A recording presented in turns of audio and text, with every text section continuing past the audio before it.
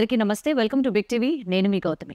కన్న తండ్రి ముఖ్యంగా ఆడపిల్లలకి ఎటువంటి కష్టం వచ్చినా బాధ వచ్చినా సరే వెంటనే తండ్రికి చెప్పుకుంటారు. అటువంటి తండ్రి ఆ పిల్లల పట్ల చాలా కామాంధుడిలాగా వ్యవహరిస్తే ఆ పిల్లలు ఇంకెవరికి చెప్పుకుంటారు. ముఖ్యంగా అభంశుభం తెలియని చిన్న పిల్లల పైన కన్న తండ్రులు చేసిన అఘాయిత్యాలు మనం రీసెంట్ కాలంలో చాలా వరకు చూసే ఉన్నాము. అయితే రీసెంట్గా అలాంటి ఒక ఇన్సిడెంట్ చోటు చేసుకుంది.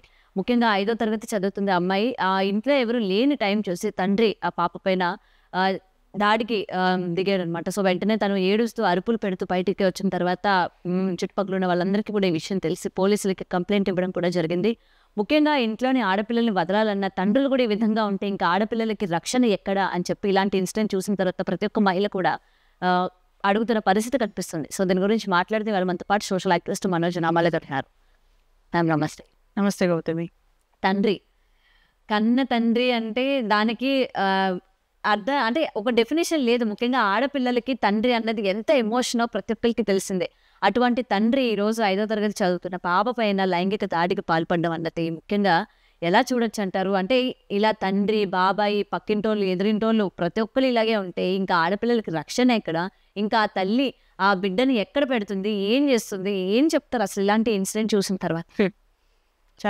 చాలా సిగ్గుతో అవమానంతో తల వంచుకునేటువంటి పరిస్థితి గౌతమి ఇది. ఎందుకంటే ఆదరించవలసిన వాడు, కడుపులో పెట్టుకొని చూసుకోవలసిన వాడు, తల్లి తర్వాత నెక్స్ట్ తల్లి ఆయనే. తండ్రి అనేవాడు తల్లి తర్వాత తల్లి లేనప్పుడు అన్నీ చేయాల్సింది ఆయనే. బిడ్డలకి A to Z చూసుకోవాల్సినటువంటి తండ్రి ఆ బిడ్డలో తన పెళ్ళాంలాగా బిహేవ్ చేశాడు అంటే వాడికి ఏ శిక్ష వెయ్యాలా, వీడికి ఏ రకమైనటువంటి శిక్ష వేస్తే బాగుంటుందని ఆలోచిస్తే నా ఊహగా అందటం లేదు. అదే ఇలాంటి వాళ్ళని చంపేయాలి గౌతమి, మామూలుగా కాదు. ఆ పసి బిడ్డ కన్న తండ్రి అట్లా చేస్తున్నప్పుడు ఆ బిడ్డ యొక్క మానసిక స్థితి తెలిసి తెలియని వయసులో ఎక్కడ రక్షణ? ఇంక నేనంటాను ఇంక ఆడపిల్లలు కనడం వేస్ట్ అంటున్నాను నేను. వద్దు, అసలు ఆడపిల్లలు కనద్దు, అసలు బిడ్డలే కనద్దు, అసలు బిడ్డలే వద్దు. మగపిల్లలు చూస్తేనేమో ఆ విధంగా చేస్తున్నారు. వాళ్ళని కన్న తర్వాత వాళ్ళ జీవితం ఎలా ఉంటుందో, వచ్చేటువంటి దరిద్ర ఎలా ఉంటున్నాయో తెలియటం లేదు. సారీ, నేను అందరినీ అనట్లేదు.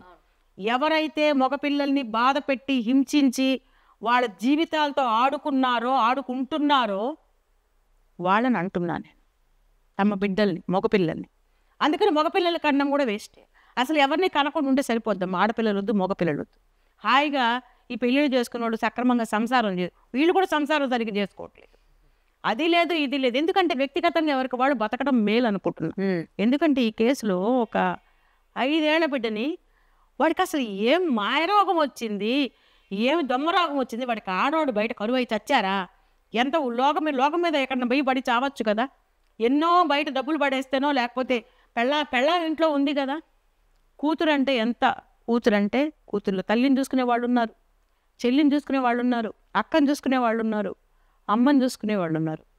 కానీ ఒక ఆడపిల్ల మీద, ఒక చిన్న బిడ్డ మీద ఇంత దారుణంగా వ్యవహరించి ఆ పిల్లని ఆ విధంగా చేశాడు అంటే తండ్రితనానికే ఇది మచ్చ తెచ్చినటువంటి దుర్మార్గుడు వాడి విషయంలో ఇమ్మీడియట్గా కఠిన శిక్షలు అమలుపరచాలి. దానికి ఇంక ఎంక్వైరీ లేదు, ఏం లేదు. బిడ్డ స్టేట్మెంట్ ఫైనల్ అనమాట. ఇంకా బిడ్డ ఏ స్టేట్మెంట్ ఇస్తే అదే ఫైనల్ గౌతమి. వెంటనే శిక్షలు అమలుపరచాలి. ఇంకొకడు ఇలాంటి యొక్క పాపిష్టి పని చేయడానికి వాడు గడగడ వణకాలి, పాటలు తీసేయాలి గౌతమి. నిజంగా నాకు I'm very sorry to use this maybe ఈ వర్డ్స్ నేను వాడచ్చలేదో కూడా నాకు తెలియదు. అంత కక్ష వస్తుందన్నమాట. అన్నదమ్ముడి దగ్గర రక్షణ లేదు, అప్పచెల్లెల దగ్గర రక్షణ లేదు, కన్నతండ్రి దగ్గర లేదు, బాబాయిల దగ్గర లేదు, మామల దగ్గర లేదు. ఎవరి దగ్గర ఆడపిల్లకి రక్షణ ఉంటుంది? ఇంకా బయట లేదు, ఇంట్లో లేదు, పోలీస్ స్టేషన్లో లేదు. పోలీస్ స్టేషన్లో కొన్ని చోట్ల, హాస్పిటల్స్లో లేదు. మొన్న ఒక అమ్మాయి అంబులెన్స్లో బ్లడ్ టెస్ట్కు పోతే ఆ పిల్లని 2 కలిసి రేప్ చేశారు. అంటే ప్రాణాలు కాపాడవలసినటువంటి ఒక గౌరవప్రదమైనటువంటి ఒక హాస్పిటల్ అనేటువంటి ఒక పదంలో ఉండేటువంటి వర్కర్స్ 2 ఒక అమ్మాయిని, ఆ అమ్మాయి ఒక అన్కాన్షియస్ స్థితిలో ఉన్నప్పుడు ఆ అమ్మాయిని రేప్ చేశారు. ఆ అమ్మాయి స్పృహలోకి వచ్చి పోలీస్ స్టేషన్కి వెళ్ళి స్వయంగా స్టేట్మెంట్ ఇచ్చింది, నన్ను ఇలా పాడు చేశారని. ఎక్కడ ఇంకా ఆడపిల్లకి రక్షణ? ఎక్కడా లేదు Gautam. I feel very bad. ఎందుకంటే చాలా రోజుల తర్వాత ఇది విన్నా నేను. ఇప్పుడు ఈ వార్త అనేది, ఈ కూరమయ్య గాడు అనేవాడు ఒక విధవ, వాడు ఒక రాస్కెల్, వాడు ఆ పిల్లని అసలు ఆ చేసేది వరకు కాదమ్మా, చెయ్యి వేయడం కూడా తప్పే. అసలు అలాంటి ఆలోచన వాడి బుర్రలో రావడమే ఒక పెద్ద వీటికి మందు లేకపోతే ఇలాంటివన్నీ కూడా తోడవడం కారణంగానే ఎదురుగా ఉన్నది లేకపోతే కన్న బిడ్డనా లేకపోతే కన్న తల్లినా ఆ సోయి లేకుండా ఉండడానికి మెయిన్ ఇవి కూడా one of the reason. Gautami నేను ఒప్పుకోను గౌతమి, మందు తాగాడను లేకపోతే గంజాయి తీసుకున్నాడను వాడు ఏమైనా తీసుకొని వాడికి వావి వరుసలు అనేవి గుర్తుండిపోయే. మనుషులు అన్నాక బంధాలు అనుబంధాలు ఎంత అన్కాన్షియస్ స్థితిలో ఉన్నా కూడా పెళ్ళాం ఎవరు, బిడ్డ ఎవరు, కోడలు ఎవరు, కూతురు ఎవరు అని తెలియనటువంటి కామన్ సెన్స్ లేనిటువంటి పిచ్చి కుక్కలకి నేను అగ్రి అవను. తాగి చేశాడా తాగకుండా చేశాడా ఎన్ని కాదు, వాడు చేసింది భయంకరమైనటువంటి నేరం. ఖచ్చితంగా వాడికి ఉరిశిక్ష పడాలి, లేదంటే షూట్ అండ్ సైట్ ఆర్డర్స్ ఇమ్మీడియట్గా వాడిని అక్కడికక్కడ కాల్చి చంపాలి. వాడు ఏ స్థితిలో చేశాడు అనేది ఇక్కడ సమస్య కాదు.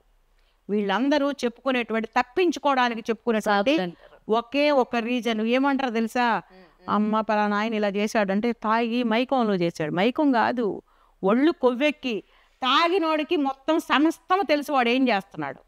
కాకపోతే వాడి ఇంటెన్షన్ ఏంటంటే తాగి చేశాడులే అంటారేమో, అప్పుడు తప్పించుకోవచ్చులే అని తాగి చేస్తాడు అనమాట. సమస్తం తెలుసు వాడికి ఏం చేస్తున్నాడు అనేది తాగినోడికి. సో అది సమర్థించేటువంటి విషయం కాదు గౌతమి. చాలా సిగ్గుపడుతున్నాను. ఆడదానికి రక్షణ లేదు అనేటువంటి మాటకి ఈరోజు ఇది ప్రూవ్ అయింది కాబట్టి ఆడపిల్లకి ఇంకా రక్షణ లేదు, ఉండదు. ఎవరికి వాళ్ళు మరి బిడ్డల్ని ఎలా కాపాడుకుంటారో ఆ భగవంతుడే కాపాడాలి తప్ప మానవ మాత్రుడు కలిగినటువంటి విషయం కాదు.